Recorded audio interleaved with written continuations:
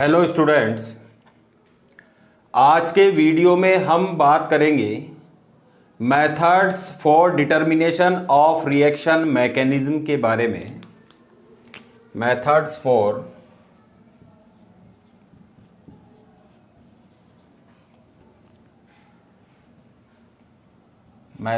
For determination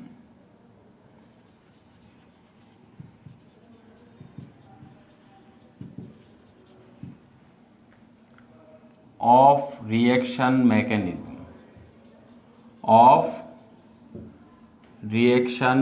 mechanism देखिए, अभिक्रिया की क्रियाविधि, जब हम कोई क्रियाविधि की स्टडी करते हैं तो देखिए, अभिक्रिया की क्रियाविधि ज्ञात करने के लिए बहुत सारी विधियां काम में ली जाती हैं और उन विधियों को सामूहिक विश्लेषण करके निष्कर्ष पर पहुंचा जाता है कि ये अभिक्रिया किस क्रियाविधि से संपन्न हुई होगी। तो देखिए, यहां हमें उनमें से कुछ एक विधियों की यहां पर चर्चा करनी है, जिसमें से सबसे पहली विधि है हमारे पास प्रोडक्ट एनालिसिस विधि या प्रोडक्ट एनालिसिस मेथड, उत्पाद विश्लेषण विधि। प्रोडक्ट एनालिसिस मेथड, मैंने कहा हिंदी में इसको कहेंगे क्या? उत्पाद विश्लेषण विधि। अब देखिए, यहां पे जैसा कि नाम से पता चल रहा है प्रोडक्ट एनालिसिस, जी हां, यहां पर हम उस मैकेनिज्म के बारे में निर्णय करते हैं। किससे निर्णय करते हैं? उसके फाइनल प्रोडक्ट को देख करके हम उसकी मूल सूचना तक पहुंचते हैं कि ये अभिक्रिया इस क्रियाविधि से भी संपन्न हो सकती है। देखिए किस प्रकार से, यानी मैं यूं कहूं कि क्रियाविधि के बारे में मूल सूचना उत्पादों की पहचान करके क्रियाकारकों की संरचना से तुलना करके प्राप्त की जाती है। कैसे, किस प्रकार से? जैसे मान लीजिए मेरे पास में एक मॉलिक्यूल है CH3,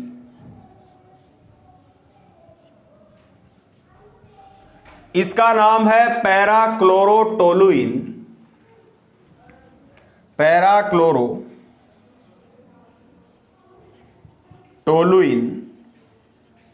इस पैराक्लोरोटोलुइन की रिएक्शन जब हम NaNH2 यानी सोडामाइड और अमोनिया की प्रेजेंस में कराते हैं तो हमें प्राप्त होता है क्या? इस प्रकार से NH2, जिसका नाम क्या है? पैराटोलुइडीन। ये प्रोडक्ट हमें माइनर प्राप्त होता है, पैराटोलुइडीन, और साथ में हमें प्राप्त होता है क्या? इस प्रकार से यहां पे NH2, यानी ये होता है मेजर प्रोडक्ट, इसको कहते हैं क्या? मेटाटोलुइडीन। अब देखिए यहां पे इस पैराक्लोरोटोलुइन की रिएक्शन से हमें ये माइनर और मेजर प्रोडक्ट्स प्राप्त होते हैं। अगर हम बात करें कि साहब यहां पर जो सोडामाइड हमने काम में लिया है, अगर उस सोडामाइड की हम यूं कहते हैं कि यहां से सीधा ही प्रतिस्थापन हो गया है, या NH2 ने Cl समूह को क्या कर दिया? प्रतिस्थापित कर दिया, तो देखिए यहां पर हमें ये केवल माइनर प्रोडक्ट प्राप्त हो रहा है, मेजर प्रोडक्ट प्राप्त नहीं हो रहा है। तो हम ये कह सकते हैं, चूंकि मेजर प्रोडक्ट हमारा क्या है? मेटाटोलुइडीन है, तो हम ये कहेंगे कि यहां पर मेटाटोलुइडीन खास तौर पे इस पैराक्लोरोटोलुइन में इस पैराक्लोरोटोलुइन में सीधे प्रतिस्थापन द्वारा कम से कम नहीं बनाया जा सकता है। तो सीधे प्रतिस्थापन से नहीं बनाया जा सकता, तो फिर यहां पर क्या किया गया, यहां पर इसकी बेंजाइन मैकेनिज्म प्रस्तावित की गई कि निश्चित रूप से ये बेंजाइन मैकेनिज्म से संपन्न हुई होगी। तो देखिए किस प्रकार से कि देखिए यहां पे बेंजाइन मैकेनिज्म की चर्चा करेंगे इसकी कि ये रिएक्शन बेंजाइन मैकेनिज्म से किस प्रकार से संपादित हुई होगी या संपन्न हुई होगी। तो मान लीजिए यहां पर हमारे पास में क्या दिया हुआ है, पैराक्लोरोटोलुइडीन दिया हुआ है। यहां पे मैंने कहा कि प्रत्येक बेंजीन रिंग के ऊपर क्या जुड़ा हुआ होता है, हाइड्रोजन जुड़ा हुआ होता है। तो ये क्या करेगा, यहां पे मैंने कहा NaNH2 था, उस NaNH2 की रिएक्शन होती है और NaNH2 की रिएक्शन किसके साथ होती है, एक मिनट, यहां पे हम रिंग में इलेक्ट्रॉन्स दर्शाएंगे क्योंकि हमें बेंजाइन दिखाना है इस प्रकार से। तो अब देखिए यहां पर ये चूंकि यहां पे एक क्या जुड़ा हुआ है, इलेक्ट्रॉन आकर्षी समूह जुड़ा हुआ है, ये इलेक्ट्रॉनों को अपनी ओर खींचेगा। यहां से NH2 क्या करेगा, इस H प्लस को गेन करेगा, इस H प्लस को गेन करेगा और यहां पर इस बॉन्ड के इलेक्ट्रॉन कहां शिफ्ट होंगे, इस जगह पर शिफ्ट होंगे और Cl अपने इलेक्ट्रॉनों को लेकर के बाहर निकल रहा है Cl नेगेटिव के रूप में। तो देखिए हमारे पास में स्ट्रक्चर क्या बनेगी, स्ट्रक्चर या इंटरमीडिएट कुछ इस तरह का बनेगा कि यहां पे हमें प्राप्त हो जाएगा क्या, एक बेंजाइन प्राप्त हो जाएगा। मैंने आपसे चर्चा की थी इसी टॉपिक में कि अगर किसी बेंजीन रिंग के अंदर एक ट्रिपल बॉन्ड अगर पाया जाता है तो वो स्पीशीज कहलाती है बेंजाइन। अब देखिए यहां से बाहर क्या निकल गया है, Cl नेगेटिव बाहर निकल गया है और ये Cl अब इस बेंजाइन के ऊपर फिर से NH2 नेगेटिव की क्रिया होती है और NH2 नेगेटिव की क्रिया से ये क्या बना लेता है, CH3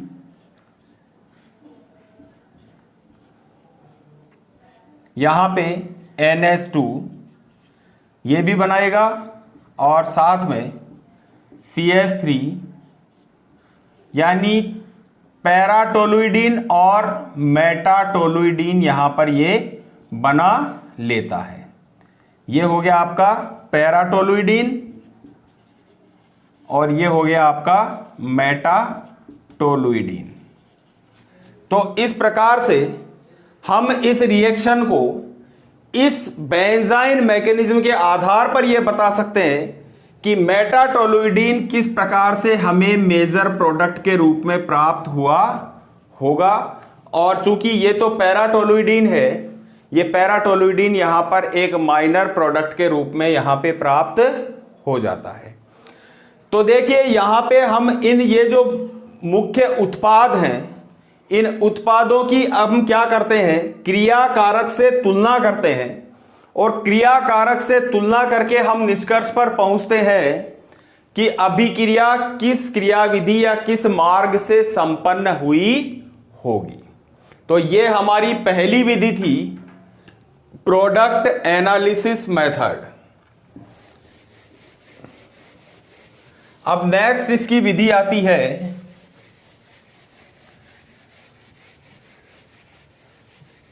number 2, study of intermediate. Number 2, study of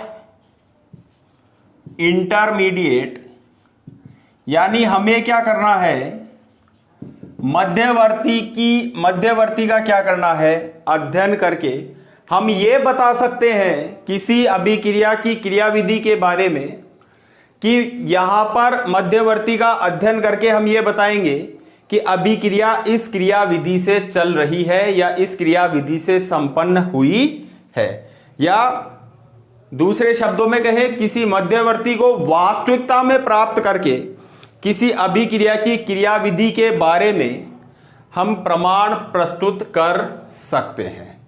अब देखिए, जैसे मान लीजिए कि हमें एमाइड को एमीन में परिवर्तित करना है, तो एमाइड को एमीन में परिवर्तित करने हेतु जो हाफमान अभिक्रिया काम में लेते हैं, उस हाफमान अभिक्रिया में मध्यवर्ती जो होते हैं, जैसे एन ब्रोमेमाइड होता है, एक एनायन बीच में बनता है, एक आइसोसाइनेट बीच में बनता है, तो वो हम मध्यवर्ती वास्तविकता में प्राप्त करके और उसकी क्रियाविधि के बारे में हम बता सकते हैं।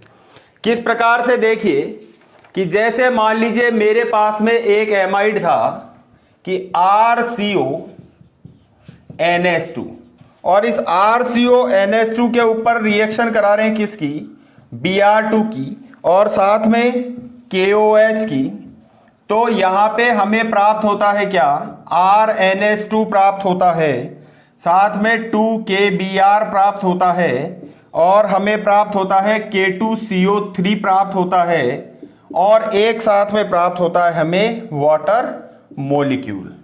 तो अब देखिए यहां पे ये रिएक्शन तो हमने स्केलेटन रिएक्शन ले ली है कि एमाइड किस में परिवर्तित हो रहा है, एमीन में परिवर्तित हो रहा है। लेकिन अब हम इसकी मैकेनिज्म की बात करें और पर्टिकुलर एक एक इंटरमीडिएट को स्टडी करते जाएं कि हमें कौन कौन से इंटरमीडिएट किस प्रकार से प्राप्त हो रहे हैं, और उन इंटरमीडिएट्स की स्टडी करके हम ये बताएं फाइनली कि ये अभिक्रिया किस क्रियाविधि से संपन्न हुई है। तो अब हम बात करते हैं किसकी, इसकी मैकेनिज्म की।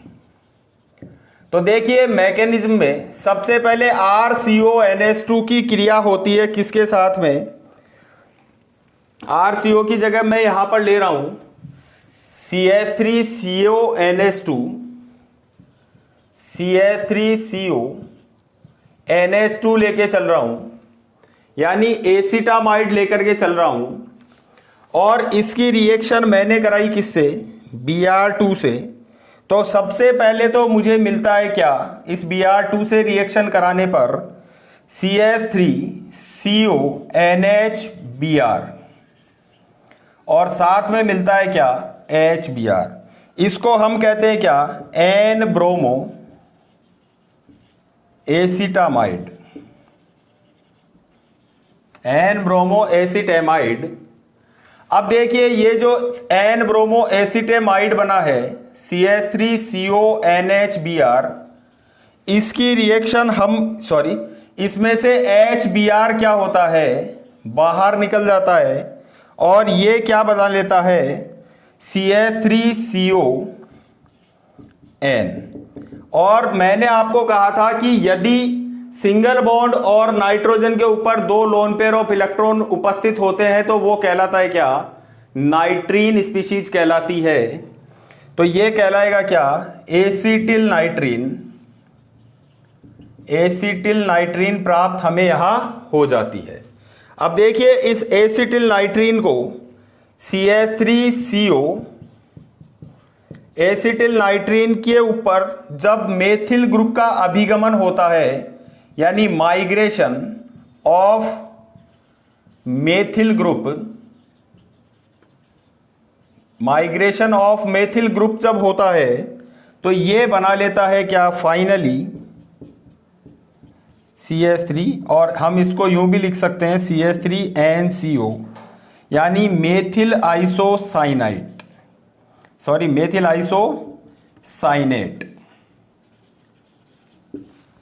ये हमें प्राप्त हो गया है क्या, बीच में मेथिल आइसोसाइनेट। अब इस मेथिल आइसोसाइनेट के ऊपर, जिसको हम यूं लिख रहे हैं CH3NCO, तो NCO को हम यूं लिख रहे हैं, इसके ऊपर रिएक्शन होती है क्या, KOH की, और KOH की रिएक्शन से ये बनाता है क्या, CH3NH2 प्लस K2CO3, यानी हमें प्राइमरी एमीन यहां पर प्राप्त हो जाती है। तो देखिए यहां पे हमें जो भी इंटरमीडिएट्स प्राप्त हुए हैं, एन ब्रोमो एसिटेमाइड प्राप्त हुआ है, एसिटिल नाइट्रीन प्राप्त हुआ है, मेथिल आइसोसाइनेट प्राप्त हुआ है, और फाइनली हमें क्या प्राप्त हुआ है, प्रोडक्ट लास्ट में, सबसे लास्ट में प्रोडक्ट प्राप्त हुआ है हमें प्राइमरी एमीन। तो इन सारे मध्यवर्तियों को लेकर के, इन सभी मध्यवर्तियों को लेकर के हम स्टडी करके ये बता सकते हैं कि अमुक अभिक्रिया इस क्रिया विधि से संपन्न हुई होगी।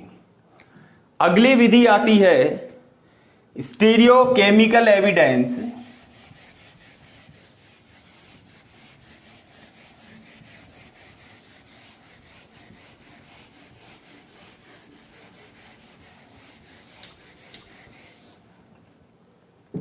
अगली विधि number 3, stereochemical evidence.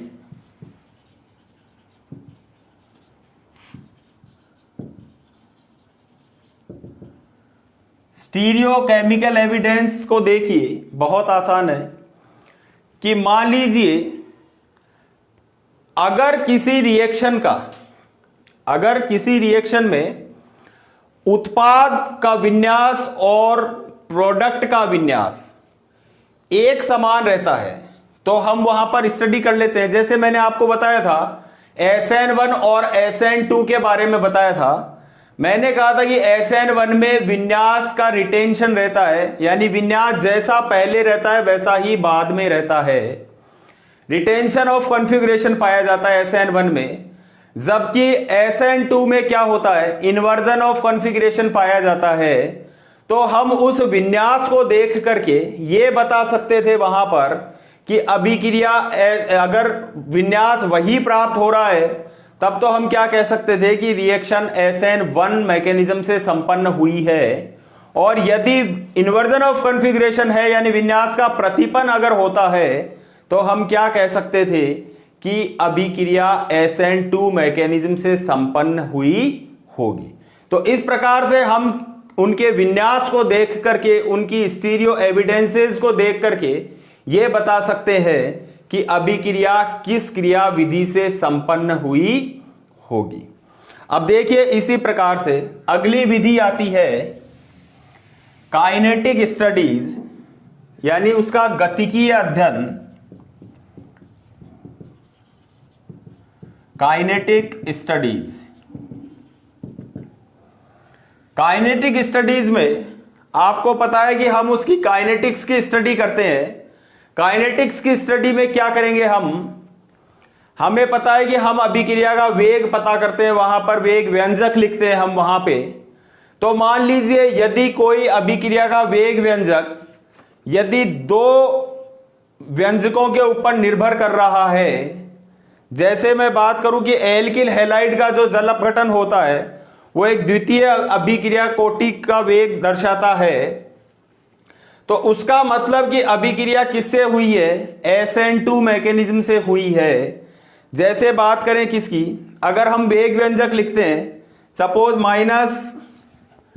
-DCH3 Br की कंसंट्रेशन अपॉन में dt, और फिर हम लिखते हैं उसके आगे कि किस किस के ऊपर डिपेंड कर रही है। तो देखिए किस किस के ऊपर डिपेंड करती है कि CH3Br की कंसंट्रेशन पर भी डिपेंड करता है और NaOH की कंसंट्रेशन पर भी डिपेंड करता है। तो हम यहां पे ये बता रहे हैं कि ये दोनों के ऊपर डिपेंड कर रहा है, इसका मतलब मैकेनिज्म कौन सी हुई होगी, SN2 मैकेनिज्म हुई होगी। जबकि हम तृतीयक जो एल्किल हैलाइड का अगर जल अपघटन कराते हैं तो हम क्या उसके लिए वेग व्यंजक लिखते हैं -DCH3 का होल थ्राइस CBr की कंसंट्रेशन अपॉन में dt बराबर क्या लिखते हैं, K बराबर K लिखते हैं हम, और K के साथ में हम कह देते हैं कि किसके ऊपर डिपेंड कर रहा है, CH3 का होल थ्राइस CBr की कंसंट्रेशन के ऊपर डिपेंड कर रहा है। तो हम ये कह देते केवल एक व्यंजक के ऊपर डिपेंड कर रहा है, इसका मतलब अभिक्रिया SN1 मैकेनिज्म से संपन्न हुई है, जबकि यहां पर ये 2 व्यंजकों के ऊपर डिपेंड कर रहा है, इसका मतलब अभिक्रिया SN2 मैकेनिज्म से संपन्न हुई होगी।